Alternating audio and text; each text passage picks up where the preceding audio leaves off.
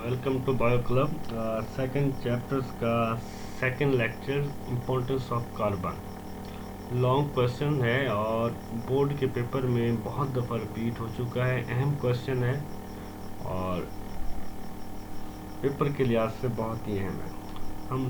चलिए इसे हम स्टार्ट करते हैं। Carbon is the basic element of organic compounds. Organic compounds की अगर हम स्ट्रक्चर देखें तो कार्बन जो है वो उसके अंदर अहम पोजीशन रखता है, या अहम कंपाउंड है, या सेंट्रल पोजीशन रखता है कि ऑर्गेनिक कंपाउंड्स का सबसे अहम एलिमेंट अगर आप उसके स्ट्रक्चर्स के लिहाज से देखेंगे तो वो कार्बन है। Due to its unique properties carbon occupies the central position in the skeleton of life. अगर हम देखें उसकी प्रॉपर्टीज़ देखें, कार्बन की खसूसियात देखें तो ये सेंट्रल पोजीशन रखता है लाइफ के ढांचे के अंदर, स्केलेटन ऑफ लाइफ। क्योंकि अगर हम देखें तो एक जिस तरह एक जानदार को प्रोटीन्स बनाने में अहम किरदार अदा है, प्रोटीन जानदार की स्ट्रक्चर बनाती है, अमीनो एसिड भी एक जानदार की स्ट्रक्चर बनाने में काम आती है, तो बहुत सारे और एलिमेंट्स हैं जो एक लिविंग ऑर्गेनिज्म को बनाने में अहम किरदार अदा करते हैं। तो कार्बन जो है वो हर उस कंपाउंड में पाया जाता है जो लाइफ बनाने में अहम है। तो इस वजह से हम इसे कह सकते हैं कार्बन जो है वो स्केलेटन ऑफ लाइफ है, जिंदगी का एक ढांचा है। कार्बन जो है टेट्रावेलेंट होता है। मिसाल के तौर पर कार्बन की जो वैलेंसी है वो 4 है। वो मुख्तलिफ 4 कंपाउंड्स के साथ एक वक्त अपने इलेक्ट्रॉन शेयर करके बॉन्डिंग कर सकता है। तो कार्बन एक टेट्रावेलेंट है। It can react with many other non elements forming a covalent bond.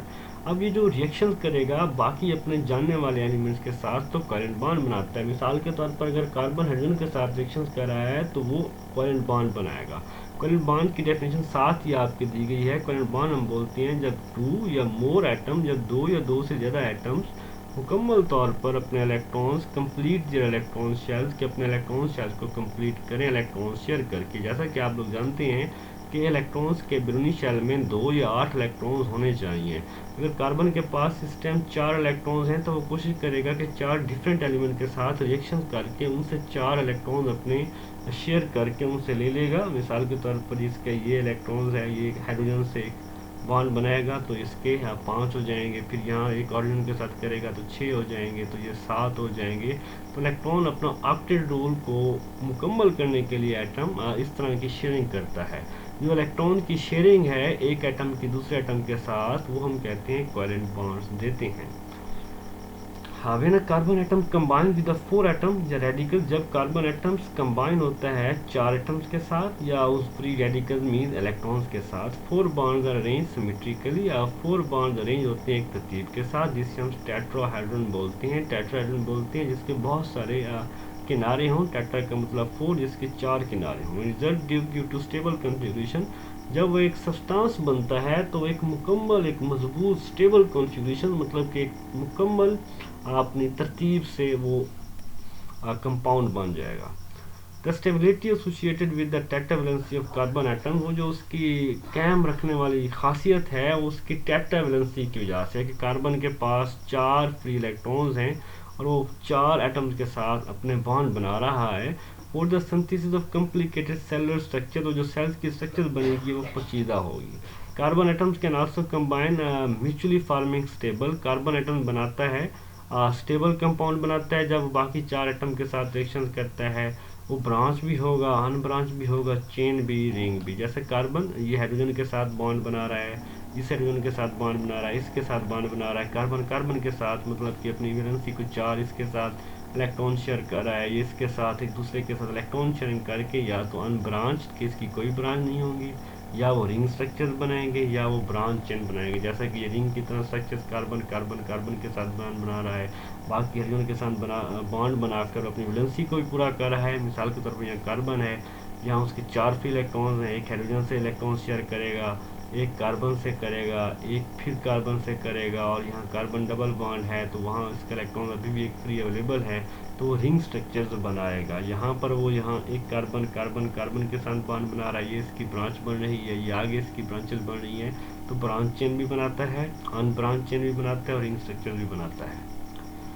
Carbon combines होता है आमतौर पर हाइड्रोजन के साथ, ऑक्सीजन के साथ, नाइट्रोजन के साथ, फास्फोरस के साथ और सल्फर के साथ। ये combination with these and other elements contribute to the large variety of organic compound. क्योंकि कार्बन हाइड्रोजन के साथ मिलेगा एक और कंपाउंड बनाएगा, कार्बन हाइड्रोजन और ऑक्सीजन के साथ मिलेगा और एक और कंपाउंड बनाएगा। तो कार्बन अलग-अलग इन चीज़ों के साथ कंबाइन होता रहता है इन एलिमेंट के साथ, और डिफरेंट वैरायटी के वो बहुत ऑर्गेनिक कंपाउंड्स बनाता रहता है। Carbon hydrogen bond CH bond, जब भी CH बॉन्ड है तो इसे हम potential source of chemical energy के इसके अंदर एनर्जी स्टोर है। CH बॉन्ड के अंदर जब भी, जिस तरह फूड के अंदर CH बॉन्ड होते हैं, पेट्रोल्स के अंदर CH बॉन्ड होते हैं, तो इससे एनर्जी रिलीज होती है जब ये ब्रेक डाउन करते हैं। तो हम कह सकते हैं कि CH बॉन्ड के अंदर एनर्जी स्टोर होती है, और ये सेलुलर एक्टिविटीज़ मतलब कि सेल की एक्टिविटीज़ के लिए काम आती है। जैसे कि फूड के अंदर CH बॉन्ड होते हैं, ग्लूकोज के अंदर जब वो ब्रेक डाउन होते हैं तो वहाँ से ATP रिलीज होती है। तो सेल्स के जितने भी काम है इसी की वजह से बनते हैं।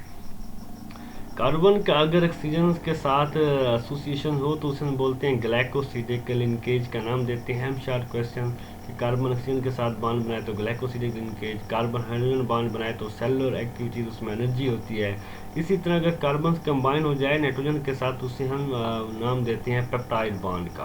कार्बन नाइट्रोजन जो है वो बेसिकली बॉन्ड बनता है दो अमीनो एसिड्स के दरमियान में, कि एक अमीनो एसिड जब दूसरे अमीनो एसिड के साथ बॉन्ड बनाती है तो उससे हम बोलते हैं कि कार्बन नाइट्रोजन बॉन्ड बनेगा और पेप्टाइड बॉन्ड बोलेंगे। और जो पेप्टाइड बॉन्ड बनता है प्रोटीन्स की फॉर्मेशन के दौरान, क्योंकि बहुत सारे अमीनो एसिड आपस में मिलकर वो प्रोटीन्स बनाते हैं, और वो जो बॉन्डिंग कार्य होते हैं वो पेप्टाइड बॉन्ड की कार्य होते हैं। लार्ज ऑर्गेनिक मॉलिक्यूल्स, ऐसे मॉलिक्यूल जिसका मॉलिक्यूलर वेट ज़्यादा हो, लार्ज या मैक्रो मॉलिक्यूल्स बोलते हैं। लार्ज ऑर्गेनिक मॉलिक्यूल जैसे कि सेलुलोज, फैट्स, प्रोटीन, ये लार्ज ऑर्गेनिक मॉलिक्यूल्स हैं। ये आमतौर पर पानी के अंदर नाहल पजीर होते हैं, और जो स्ट्रक्चर्स बनाते हैं सेल्स की, कि ये प्रोटीन सेल्स की स्ट्रक्चर्स प्लाज्मा मेम्ब्रेन में होता है, सेलुलोज भी सेल वॉल में होता है प्लांट्स की, फैट्स भी प्लाज्मा मेम्ब्रेन में या सेल मेम्ब्रेन में पाया जाता है। They also serve as storage of smaller molecules, क्योंकि जैसा कि हमने फैट्स देखा है या सेलुलोज देखा है, सेलुलोज एक कार्बोहाइड्रेट्स है, तो बहुत सारे ग्लूकोज मॉलिक्यूल्स कार्बोहाइड्रेट्स के आपस में मिलकर सेलुलोज बना रहे होते हैं। ये रिस्पॉन्सिबल है बॉडी को एनर्जी देने के लिए, कि जो ग्लूकोज होता है वो बॉडी को एनर्जी भी देता है जब इस सेलुलोज वगैरह की ब्रेक डाउन होती है। नेक्स्ट है स्मॉल मॉलिक्यूल जैसे कि glucose, amino acid, fatty acid. Glucose molecule मिलकर सेलुलोज बनाएगा, स्टार्च बनाएगा, अमीनो एसिड मिलकर प्रोटीन बनाएंगे, फैटी एसिड मिलकर फैट्स, लिपिड बनाएंगे। ये सोर्स ऑफ एनर्जी भी हैं, और ये सब यूनिट्स भी हम बड़े मॉलिक्यूल्स बनाते हैं। जैसे अमीनो एसिड स्मॉलर मॉलिक्यूल्स है, जबकि प्रोटीन मैक्रो मॉलिक्यूल्स है, और जो प्रोटीन है बेसिकली बनती ही अमीनो एसिड मॉलिक्यूल्स से है। Some small molecules are also unstable, कुछ जो स्मॉल मॉलिक्यूल्स हैं वो अनस्टेबल होते हैं और इमीडिएटली ब्रेक डाउन होते हैं। कि जो स्मॉल जैसे ग्लूकोज स्मॉल मॉलिक्यूल्स है, ये इमीडिएटली ब्रेक डाउन होगा। जैसे ब्रेक डाउन होगा तो उससे ATP एनर्जी रिलीज होती है, और यही ATP एनर्जी जो है सेल्स के मेटाबॉलिज्म में उसकी एक्टिविटीज़ के लिए काम आती है। Sir immediate source of energy for cellular metabolism, जितने भी सेल्स के अंदर केमिकल रिएक्शन आते हैं उसके लिए काम है, यूटिलाइज हो।